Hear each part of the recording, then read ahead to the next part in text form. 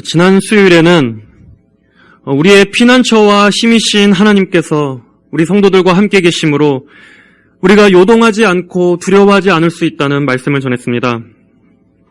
어떤 상황에서도 하나님께서는 한 줄기 은혜의 강을 항상 예비해 주심으로 모든 소란을 잠재우시고 잔잔하고 고요한 평안을 주실 것입니다.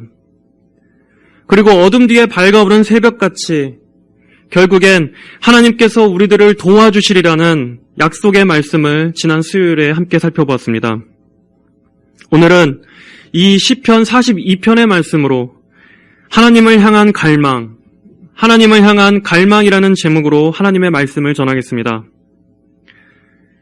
이 시편 저자에 관해서는 두 가지 견해가 있습니다. 먼저 하나는 고라의 자손이 썼다는 견해가 있고, 또 다른 해석은 다윗이 쓴 시에 고라 자손이 노래를 붙였다는 견해가 있습니다. 고라라는 인물은 레위 지파로서 광야에서 모세와 아론의 리더십에 시기 질투해서 모세를 대적했던 인물 중 한 명이었습니다. 하나님께서는 그 일에 진동하셔서 고라와 그의 일당들 그리고 그의 자손들 모두에게 땅이 그들을 산채로 집어삼키게 하는 징계를 내리셨습니다. 하지만 고라의 자손 중 극히 일부가 살아남아서 그 후손들은 성전에서 하나님을 찬양하는 찬양대원으로서의 직분을 맡게 되었습니다. 그들은 자신들의 명맥을 완전히 끊어버리지 않으신 하나님께 감사하면서 아마 자신들의 남은 삶을 하나님을 찬양하는 데 평생 헌신했을 것입니다. 만약 이 견해대로 고라의 후손들 중에 누군가 오늘의 이 시를 썼다면 학자들은 그 배경을 이스라엘이 바벨론의 포로로 끌려갔을 당시에 이 시를 기록했을 것으로 보고 있습니다. 왜냐하면 지금 이 시편 기자가 처한 상황을 살펴봤을 때 하나님의 성전에서 정상적인 예배를 드릴 수 없는 상황을 시편 저자가 안타까워하고 있기 때문입니다.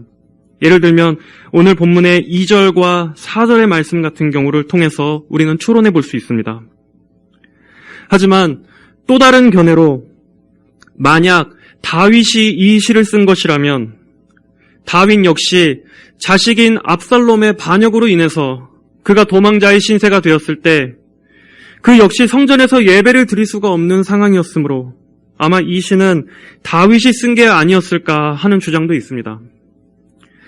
찰스 스펄전 목사님은 이 시 전체를 살펴봤을 때 이 시의 문체와 정서에서 다윗의 느낌이 너무나 진하게 나기 때문에 아마 이 시의 저자는 다윗이 틀림없을 것이다 라고 보기도 합니다. 이 시편 42편은 하나님의 성전이 있는 예루살렘, 그 시온을 간절히 그리워하는 시라고 해서 시온시라고 부르기도 하고 또 비통한 정서를 담고 있다고 해서 비탄시라고 분류하기도 합니다. 먼저 우리 1절을 살펴보겠습니다. 1절은 어떻게 시작하고 있습니까? 하나님이시여, 하나님이시여. 시편 기자는 먼저 하나님의 이름을 간절히 부르짖으며 탄식하고 있습니다. 여기에서는 보통 다른 시편에서 많이 보여지는 하나님의 호칭인 여호와라는 호칭이 아닌 원어상 보면 엘로힘이라고 써 있습니다.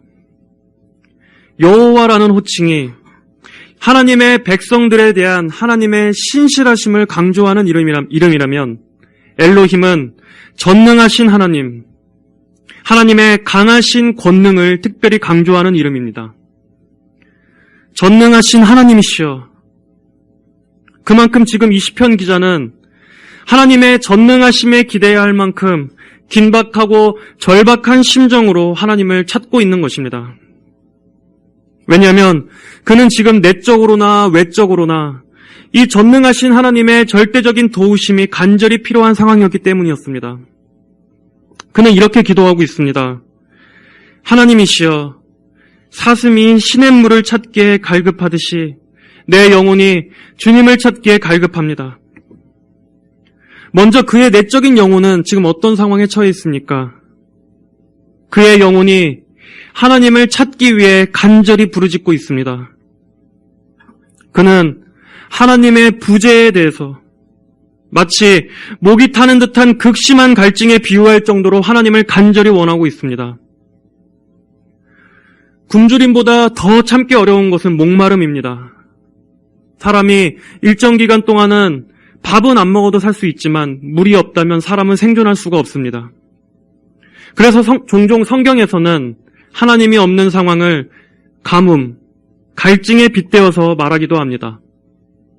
물론 하나님이 안 계셨던 적은 없습니다. 하나님은 단 한순간도 성도를 떠나신 적이 없습니다. 하지만 성도가 하나님의 임재를 누리지 못할 때 참 성도라면 그의 영혼은 이처럼 강한 갈증을 느끼게 되어 있습니다. 시편 기자는 지금 자신을 목이 말라 애타게 물을 찾는 사슴에 비유하고 있습니다. 이 사슴이란 짐승은 본래 피가 뜨겁고 또 몸에 열이 많기 때문에 유난히 더 자주 물을 마셔줘서 그 몸의 열을 식혀줘야 된다고 합니다. 그래서 이러한 사슴의 습성을 잘 알고 있는 맹수들은 일부러 물가에서 사슴이 오기를 기다렸다가 사슴이 물을 마실 때를 틈타 공격하기도 한다고 합니다. 가뜩이나 팔레스타인 땅은 1년 강우량이 극히 적기 때문에 가뭄의 시기라도 닥치면 이런 사슴 같은 동물에게는 큰 고비가 닥칩니다. 이처럼 사슴에게 있어서 물이란 생존의 절대적인 것이었습니다. 시편 저자는 목마른 사슴이 이렇게 자신의 생존을 위해서 극심한 갈증을 해결하기 위해서 시냇물을 간절히 찾듯이 그 자신의 영혼이 살기 위해 생수를 주실 수 있는 하나님을 간절히 원하고 있는 상황입니다. 사람을 지으신 하나님께서는 인간에게 있어서 이렇게 물이 우리의 생존과 직결된 것을 아시기 때문에 우리가 이해하기 쉽도록 하나님 자신을 생명수에 비유해서 많이 말씀하시곤 하셨습니다. 하나님께서는 자신을 생수의 근원이라고 말씀하셨고 또 예수님께서도 예수님이 주시는 물은 영원히 목마르지 않는 영생에 이르도록 솟아나는 샘물이라고 말씀하셨습니다. 물이 없으면 사람이 살 수 없는 것처럼 인간은 하나님이 없이는 살 수 없다는 것을 하나님께서는 직관적으로 이해할 수 있도록 해주신 것입니다. 하지만 이 생명수이신 하나님이 없으면 죽는데도 불구하고 인간은 하나님을 알지 못합니다. 자신은 육체적으로 살아있다 하지만 성경은 예수님이란 이 생명수를 마시지 못한 모든 인간은 여전히 그가 죄 아래 죽어있는 사람이라고 말씀합니다. 그럼에도 하나님께서는 모든 인간에게 영혼이라는 것을 심어주셨기 때문에 이 예수님이란 생명수를 마시지 못한 모든 인간은 어떤 식으로든 반드시 그 증상을 느끼게끔 하나님께서는 만드셨습니다. 아무리 해결하려고 해도 해결되지 않는 삶의 근원적인 목마름을 느끼게 되어 있습니다.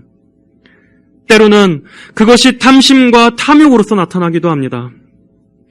영혼의 허기짐과 갈증을 해결하기 위해 갈망과 소유욕으로서 나타나기도 합니다.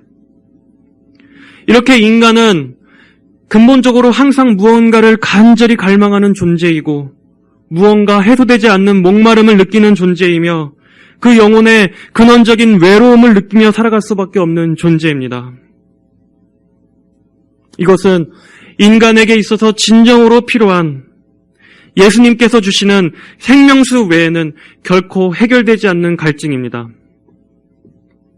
생수의 근원이신 하나님을 떠난 것이 인간이 근본적인 목마름의 원인이기 때문에 그 갈증은 오직 예수님으로서만 해결될 수 있습니다. 예수님께서는 말씀하셨습니다. 이 물을 마시는 자마다 다시 목마를 것이나 누구든지 내가 주는 물을 마시는 자는 영원히 목마르지 않을 것이다. 오히려 내가 주는 물은 그 사람 안에서 영생에 이르도록 솟아나는 샘물이 될 것이다. 이 시편 기자는 하나님만이 자신에게 생명수를 주실 수 있는 분이라는 것을 알고 있었습니다. 그리고 또 그는 언제나 하나님께서 주시는 그 은혜의 생명수를 마시고 누리며 지내왔었습니다. 그러나 알 수 없는 어떤 상황으로 인해 그는 지금 하나님을 온전하게 예배할 수 없는 상황에 처해 있습니다. 물리적인 거리로도 하나님과 떨어져 있지만 심리적인 거리로도 그는 지금 하나님과 자신이 멀리 떨어져 있다고 느낍니다. 바로 그러한 그 사실이 그의 영혼을 더 애타고 갈급하게 만들었던 것입니다. 그는 2절에서 계속 이어서 기도합니다. 내 영혼이 하나님, 곧 살아계신 하나님을 갈망하니 어느 때에 내가 가서 하나님의 얼굴을 배울까? 히브리인들에게 있어서 이 하나님의 얼굴을 뵙는다는 것은 주의 전 앞에 나와 하나님 앞에 예배하고 기도하는 것을 말합니다. 내 영혼이 살아계신 하나님을 갈망하니 그에게 있어서 하나님은 살아계신 하나님이었습니다. 그저 막연한 종교적인 관념이 아니었습니다. 그는 하나님께서 살아계신 분이시고 실체이시고 실제적인 분임을 믿었습니다. 하나님을 살아계신 하나님으로 믿는 성도만이 그 하나님께서 나를 살게 하시는 하나님이시라는 것도 믿을 수 있습니다. 하나님을 생명으로 여기는 성도만이 하나님께서 내게 생명을 주실 수 있는 그 생명의 근원이신 유일한 분이라는 이 사실도 믿을 수 있는 것입니다. 하나님을 그렇게 믿는 사람은 그 생명에서 자기가 조금이라도 멀리 떨어지면 영적으로 금방 알 수 있습니다. 그리고 하나님과 자신이 멀리 떨어져 있다는 그 사실을 가장 괴로워합니다. 그리고 하나님을 다시 찾는 것을 가장 시급한 문제로 여깁니다. 물론 때때로 하나님께서는 성도들에게 자신의 얼굴을 가리실 때가 있습니다. 성도라고 할지라도 하나님의 임재를 느낄 수 없는 영혼의 긴 어두운 밤을 겪게 될 때도 있습니다. 그러나 하나님의 섭리 가운데 하나님께서 성도를 향하신 훈련의 과정으로서 하나님 자신의 얼굴을 잠시 가리시는 것과 우리 자신의 영혼의 둔감함 때문에 하나님께서 지금 자기와 함께 계시는지 아니면 지금 자기와 멀리 떨어져서 어디에 계시는지 알 수 없는 관심도 없고 자각도 없는 것과는 완전히 다른 것입니다. 성도가 하나님을 전혀 인식할 수 없음에도 아무 일 없이 편안하게 산다면 그것은 문제가 있는 것입니다. 그것 때문에 단 한 번도 괴로워해 본 적이 없다면 엄밀히 말하면 그는 하나님을 살아있는 하나님, 나와 생명으로 교제하시는 하나님이 아니라 그저 막연한 종교적인 관념적인 대상으로만 알 뿐 하나님을 진정으로 만난 적은 없을지도 모릅니다. 예수 그리스도와 진정으로 영적으로 연합된 적이 없었을지도 모릅니다. 성령이 내주하심이 없는 걸지도 모릅니다. 여기서 저는 여러분께 묻고 싶습니다. 여러분은 하나님을 목말라 하고 계십니까? 상황의 어려움 때문이 아니라 지금 자신이 처한 그 상황에서 하나님께서 건져주시기를 간절히 바라는 그 이유가 첫 번째가 아니라 하나님을 향한 간절한 갈망으로 인해서 죽을 것 같은 갈증을 느끼고 계십니까? 오늘날 현대교회가 잃어버린 것은 바로 하나님을 향한 갈망입니다. 하나님께서 주시는 복과 도우심에 대한 갈망이 아니라 하나님 자체를 갈망하는 것, 하나님의 영광을 갈망하는 것, 하나님에 대해서가 아니라 하나님 그분 자체를 갈망하는 것을 잃어버린 것입니다. 우리는 하나님에 대해서 이런저런 것들을 논합니다. 그러나 하나님 그분 자체를 원하지는 않습니다. 하나님을 사랑하지 않고도 하나님에 대해서 얼마든지 많이 말할 수 있습니다. 습관적으로 나와 하나님에 대해서 듣고 예배할 수 있습니다. 그러나 하나님을 원하지는 않을 수 있습니다. 기독교인으로서 하나님에 대한 최소한의 신앙은 갖고 있지만 하나님을 뜨겁게 사랑하고 하나님 그분 자체를 간절히 원하는, 잠시라도 하나님과 멀어지면 죽을 것만 같은 마음을 가진 그런 성도를 가진 성도를 찾아보기가 힘든 시대입니다. 우리는 어느샌가 우리 앞에 놓여있는 이 세상의 문제들에 집중하느라 정작 하나님에 대한 간절한 갈망을 잃어버리지는 않았는지 우리는 돌아봐야 합니다.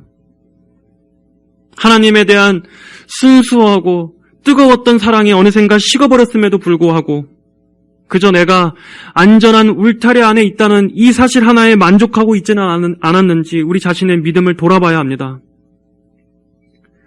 지금 이 시대는 교회마저도 전체적으로 깊이 침체되어 있는 시대입니다. 코로나를 지나면서 이 한국의 교회가 급격하게 기운이 빠졌다라는 것을 느낍니다. 성도들도 다들 버거워하고 있고 그저 간신히 숨만 쉬는 것에 만족합니다. 마치 우리도 모르게 언젠가부터 신앙이라는 게 원래 이런 것이라고 스스로 위안하면서 이 시대가 주는 분위기에 우리들마저도 잔뜩 움츠려 있습니다. 마귀는 극심한 공격으로도 교회를 박해하지만 서서히 교회의 힘을 빼면서 성도들의 믿음의 불씨를 천천히 꺼트리는 전략을 쓰기도 합니다. 교회가 영적으로 살아있을 때는 영적으로 딱 날이 서 있지만 교회가 영적으로 죽으면 성도들은 그저 겨우겨우 각자 자신의 삶 보존하는 것 이거 하나에만 만족하며 겨우겨우 신앙생활을 합니다. 더 이상의 영적인 성장도 없고 제자리에 안주하게 됩니다. 하지만 살아있는 교회는 하나님을 갈망하는 성도들이 모인 교회입니다. 그곳에는 십자가와 복음이 선포되고 그 복음을 사랑하고 자랑하는 성도들이 모여 있습니다. 하나님을 향한 갈망이 가득합니다. 회심과 각성이 있고 기도에 대한 강한 열망이 있습니다. 성도들이 모인 그곳에 예수님에 대한 사랑과 기쁨이 서로 공유되고 나누어집니다. 성도들의 신앙이 이 땅이 아니라 천국 지향적인 신앙을 가지고 있습니다. 안주하는 신앙이 아니라 우리 자신을 더욱더 분발하고 예수님을 더욱더 사모하며 천국을 침노하고자 하는 열망이 살아있는 교회입니다.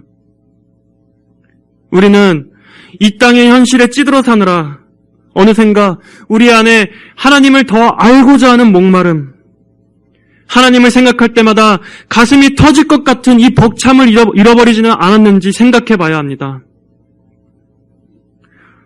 구원의 감격을 잃어버리며 살고 있는 것이 그 어떤 위험보다도 성도에게 있어서는 가장 위험한 상태입니다.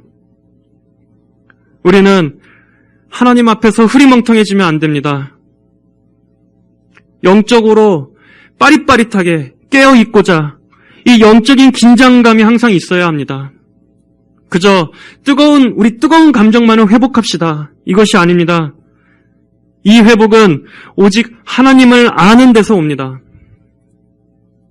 참된 신앙은 감정적인 고향이나 뜨거운 열정만이 아닙니다. 철저히 하나님을 알고 말씀을 통해서 하나님을 배우고 만나는 데서 하나님을 향한 진정한 갈망도 생겨나는 법입니다. 그러므로 성도 여러분, 하나님 알기를 힘쓰시기를 바랍니다. 하나님을 알고자 하는 그 마음을 회복하시기를 바랍니다. 하나님께 집중하시고 말씀에 집중하시고 말씀을 통해서 살아계신 하나님의 영광을 열망하시기를 바랍니다. 기질적으로 강한 정신력을 가지고 또 특별히 냉철함을 갖고 있는 성도들도 있습니다. 하지만 기질적인 강인함과 영적인 힘은 분명한 차이가 있습니다. 성도의 진정한 영적인 힘은 바로 하나님을 아는 데서 옵니다. 책을 많이 읽고 하나님에 대해서 많이 논하는 것이 하나님을 아는 것이 아닙니다. 말씀을 통해서 성령께서 주시는 그 신적인 역사로 하나님을 알게 되시기를 구하십시오. 여호와를 기뻐하는 것이 너희의 힘이 될 것이다 라고 말씀하셨습니다. 어려움을 이겨내는 것도 성도가 하나님을 알 때 가능한 것입니다. 성경의 모든 약속들을 믿음으로 바라보고 붙잡을 수 있는 것도 그 약속을 주신 하나님이 어떠한 분이신가를 알 때 가능한 것입니다. 오직 하나님에게서 눈을 떼지 마시고 하나님을 지루한 분으로 여기지 마시고 하나님을 갈망하시길 바랍니다. 제발 하나님을 구하시기를 바랍니다. 우리에게 가장 중요한 것은 그 무엇보다도 하나님을 구하는 것이 가장 첫 번째라는 이 사실을 꼭 기억하시기를 바랍니다. 시편 기자를 또 괴롭게 하는 상황은 대적들의 조롱이었습니다. 3절에 보면 사람들이 온종일 내게 하는 말이 내 하나님이 어디에 있느냐 하므로 내 눈물이 밤낮으로 내게 음식이 되었습니다. 라고 그는 하나님께 토로하고 있습니다. 하나님의 백성들인 이스라엘이 바벨론의 포로가 된 그 상황을 보고 또는 압살롬을 피해 도망자의 신세로 전락해버린 다윗을 보고 대적들은 이렇게 조롱했습니다. 네가 믿는 하나님이 어디 있느냐? 이런 상황을 주신 하나님이 도대체 어디에 존재하느냐? 하나님은 무능하다. 하나님은 널 버렸다. 하나님은 널 내팽개쳤다. 바로 이렇게 조롱하고 있는 것입니다. 또 10절에서는 내 뼈를 찌르듯이 내 원수들이 날마다 나를 조롱하여 말하기를 내 하나님이 어디 있느냐 합니다. 이것이 시편 기자를 힘들게 하는 외부적인 요인이었습니다.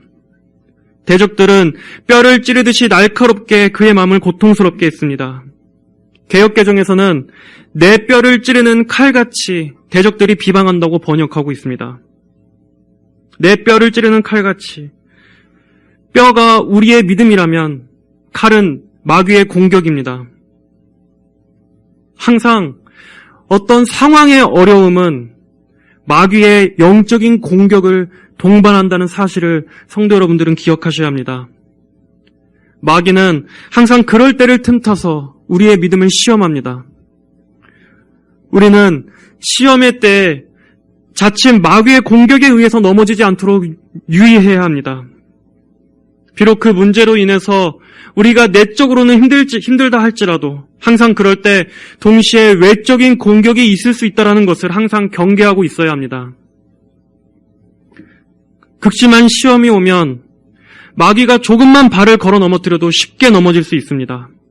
그리고 또 그때 마귀가 미끼를 던지면 우리가 너무나도 쉽게 금방 그 미끼를 물 수도 있기 때문입니다. 그 공격은 때로는 은밀한 유혹으로도 올 수 있고 때로는 큰 낙심된 상황으로 올 수도 있습니다. 그렇기 때문에 우리 성도들은 비록 어떤 어려운 문제로 인해서 우리의 마음이 잔뜩 약해져 있다 할지라도 분별력을 잃을 정도로 약해져서는 안 됩니다. 시편의 저자는 지금 자신이 느끼고 있는 그 영적인 갈증을 하나님께서 풍족한 샘물로 채워주시기를 간절히 바라고 있지만 오히려 그의 목을 축이고 있는 것은 하나님도 아닌 생수도 아닌 그의 눈물이었습니다. 그는 지금 눈물로 자신의 침대를 가득 채우고 있다고 말합니다. 그리고 그는 과거의 일들을 떠올리고 있습니다. 4절에 전에 내가 무리와 동행하여 기쁨과 감사의 소리를 바라며 절기를 지키러 가는 무리를 하나님의 집으로 인도하였는데 이런 일을 회상하니 내 마음이 상하는구나. 과거에 하나님의 성전에서 성도들과 함께 기쁨으로 예배를 드리던 그 기억을 떠올리면서 오히려 그때와 비교되는 지금의 이 현재의 상황이 그를 더 낙심하게 만들었습니다. 현재 그가 처한 외부적인 상황과 또 그로 인해 영적인 어려움을 겪고 있는 이 내부적인 상황, 이 모든 것들이 갈증과 목마름이란 감정으로 이 시편 기자는 하나님께 토로하고 있는 것입니다. 하나님께서는 우리들의 갈증 그 자체를 비난하시지는 않습니다. 오히려 신앙생활에서 성도가 느끼는 갈증은 오히려 하나님을 더욱더 찾게 만들고 우리의 영혼을 성숙하게 만들어주는 계기가 되기도 합니다. 만약 이러한 성도의 감정들이 무조건 죄라고 한다면 성경에 나오는 인물들이 고난 때에 겪었던 그런 모든 감정들은 하나님께서 정죄하셨을 것입니다. 오히려 성도라면 하나님에 대한 이러한 갈증을 마땅히 느껴야 합니다. 그것이 그가 살아있다는 증거이기 때문입니다. 태어난 아기가 젖이 고파서 우는 것은 당연합니다. 오히려 울지 않는다면 그게 더 큰 문제입니다. 마찬가지로 성도가 하나님을 향한 영혼의 굶주림이 없다면 그건 죽은 것입니다. 하나님께서는 바로 이러한 갈증이 우리가 인간이기에 마땅히 느낄 수밖에 없는 것임을 잘 아십니다. 그리고 그런 시간들을 통해서 오히려 우리가 살아계신 하나님을 찾고 부르짖도록 성도들을 훈련하시는 것입니다. 만약 우리에게 그러한 시간이 없다면 우리는 기도에 대해서 배우지 못할 것입니다. 만약 우리가 언제나 배부르고 언제나 편하기만 하다면 어떻게 하나님께 우리의 마음을 토하는 기도가 나올 수 있겠습니까? 우리의 마음은 고난의 때보다 오히려 평안한 때에 더 단단하게 굳어지는 본성을 가지고 있습니다.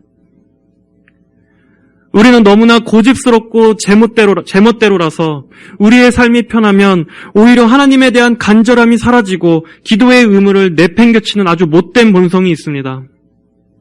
그래서 하나님께서는 때때로 성도에게 여러 가지 시련을 주셔서 우리의 굳은 마음을 깨 부수시는 것입니다.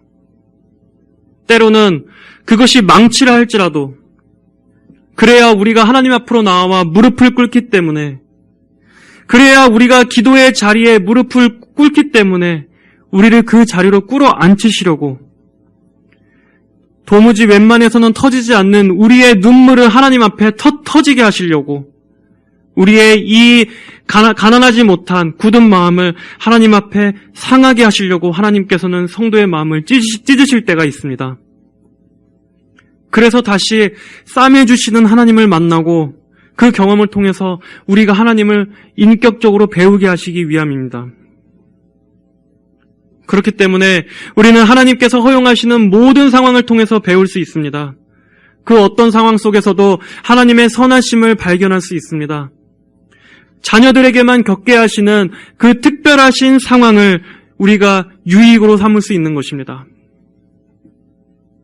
하나님께서는 우리를 물에도 넣으셨다가 불에도 넣으셨다가 하십니다. 갑자기 찬물을 확 끼얹어서 졸고 있는 우리의 영혼을 깨우시기도 하시고 뜨거운 불에 담금질을 하시기도 하십니다. 어떨 때는 하나님의 훈련이 이해가 안 되고 너무 가혹하다고 느껴질 때도 있습니다. 또 어떨 때는 어떠한 큰 거대한 문제 앞에 우리를 철저하게 혼자 두시기도 하십니다. 그 누구와도 같이 짊어질 수 없는 과중한 압박감, 그 누구와도 나눌 수 없고 공유할 수 없는 이 큰 무거운 짐 앞에 오로지 혼자 감내하게 하시는 때가 있습니다. 하지만 그 모든 것은 하나님께서 우리의 마음을 연단하시기 위해서입니다. 잠언 17장 3절에는 도가니가 은을, 용광로가 금을 녹이듯이 여호와께서는 사람의 마음을 연단하신다라고 말씀하고 있습니다. 바로 우리의 이 마음을 연단하시기 위해 하나님께서는 우리를 다양한 상황 속으로 몰아넣으시는 것입니다. 하지만 오히려 그런 시간들이 영적인 관점에서는 은혜입니다. 바로 그때가 오직 하나님과 나, 이 세상에 오직 하나님만 날 도우실 수 있는 유일한 분이시라는 것을 깨닫게 되기 때문입니다. 그때 비로소 우리는 기도를 배우게 됩니다. 시편을 가득 채우고 있는 우리와 같은 이 보통 사람들, 우리와 같은 연약한 성도들이 어떻게 하나님을 붙잡았는지 하는 그들의 그 마음을 우리 또한 체험적으로 배우게 되는 것입니다. 이렇게 하나님께서는 성도의 마음을 연단하시기 위해서 실제적으로 여러 일들을 허용하십니다. 여러 가지 경험들을 통해서 성도의 안에 남아있는 이 죄성을 점점 덜어내시고 우리를 거룩하게 다듬으시는 이 성화의 과정을 지나가게 하시기 위한 것입니다. 오늘 이 시편도 봐보십시오. 하나님께 매달리고 눈물로 가득 채우다가도 또 이 5절을 보면 믿음으로 일어서기도 합니다. 그리고 또 이렇게 자신을 붙잡았다가도 또 7절에 보면 자신이 처한 지금 이 상황이 혹시 하나님의 징계는 아닐까 혼란스러워하기도 합니다. 7절에 주께서 일으키시는 폭포 소리에 깊은 바다가 서로 부르니 주께서 일으키시는 파도와 물결이 모두 내 위를 덮습니다. 이렇게 우리가 고난의 한가운데 있을 때에는 하나님의 뜻이 뭔지, 하나님의 섭리가 뭔지, 혹시 이게 징계는 아닐지 오만 가지 생각이 다 듭니다. 섰다가도 넘어지고 넘어졌다가도 다시 서는 이러한 회복을 반복합니다. 하나님의 선하심을 찬양하며 기뻐 즐거워하던 때가 있다가도 또 하나님이 안 계신 것처럼 두려워 떨 때도 있습니다. 이 모든 과정들을 거치면서 성도는 배우게 됩니다. 정말 내 삶을 주관하시는 분은 오직 하나님이시고 오직 내 모든 생사화복이 하나님의 전능하신 손에 달려있는 것이구나. 하나님의 주권에 완전히 항복하게 되는 것입니다. 성경에 나타나는 이스라엘의 역사는 하나님의 구원 역사뿐만 아니라 우리 성도 인생의 역사와도 같습니다. 이스라엘을 봐보십시오. 하나님께서 주시는 번영을 경험했다가도 또 그들 자신의 죄로 인해서 이방 민족의 포로로 끌려가기도 합니다. 하지만 그럼에도 하나님께서는 결코 그들을 버리시지 않으시고 예수님을 보내주셔서 하나님께서 택하신 백성들을 구원하시는 놀라운 계획을 끊어지지 않고 이어가게 하셨습니다. 우리 역시 과거의 은혜들을 생각해 보십시오. 하나님의 도우심이 아니었다면 완전히 끝장나 버렸을지도 모르는 우리의 그 과거의 위험한 구덩이에서 하나님께서 그때마다 우리를 어떻게 건져주셨는지를 기억해 보십시오. 그럼에도 우리는 지금 하나님 앞에서 그리스도 안에 있게 되었지 않습니까? 우리가 무엇이길래 하나님께서 그동안 우리의 인생을 지켜주셨고 그 무엇보다도 더없이 소중한 이 구원을 우리와 같은 자격 없는 죄인들에게 베풀어 주셨습니까? 하나님의 은혜가 우리들의 삶을 둘러주셨기 때문입니다. 어떤 상황에서도 성도를 구원하시는 하나님의 계획은 끊어지지 않습니다. 성도 여러분, 우리의 장래의 구원뿐 아니라 우리의 실제적인 삶의 한순간 한순간에서도 하나님의 구원의 손길은 능히 우리를 도우실 수 있음을 믿으시기를 바랍니다. 하나님께서는 죽은 하나님이 아니라 살아계신 전능하신 하나님이심을 반드시 믿으시기를 바랍니다. 이제 시편 기자는 긴 기도 끝에 자신의 영혼에게 믿음으로 고백합니다. 우리 11절 말씀을 다 함께 읽어보겠습니다. 11절 시작. 내 영혼아, 내가 어찌하여 낙담하며 어찌하여 내 속에서 불안해하느냐. 너는 하나님을 바라라. 너 나의 얼굴의 구원이신 나의 하나님을 여전히 찬양할 것이다. 아멘. 마틴 로이드 존스 목사님은 영적 침체라고 하는 그분의 책에서 이 구절에 대해 설교하면서 이렇게 말했습니다. 좀 길지만 제가 발췌해서 요약해서 한번 읽어보겠습니다. 시편 기자는 맥없이 드러누워 자신을 불쌍히 여기는 데 만족하지 않았습니다. 그보다 훨씬 더 중요한 일을 했습니다. 그것은 바로 자신에게 말을 거는 것입니다. 영적 침체의 주된 문제점은 우리가 자아에게 말하는 대신 자아가 우리에게 말하는 데 있다고 생각합니다. 자신을 다룰 줄 아는 것은 영적인 삶을 살아가는 데 중요한 기술입니다. 자신을 장악할 줄 알아야 합니다. 자신에게 이야기하고 설교하며 질문해야 합니다. 자기 영혼을 향해 왜 그렇게 낙심하지? 무엇 때문에 그렇게 불안해하는 거야? 라고 물어야 합니다. 자신에게 달려들어 야단치고 책망해야 합니다. 그렇게 침체하고 불행한 마음으로 불평만 하지 말고 하나님께 소망을 두어야지 하면서 격려해야 합니다.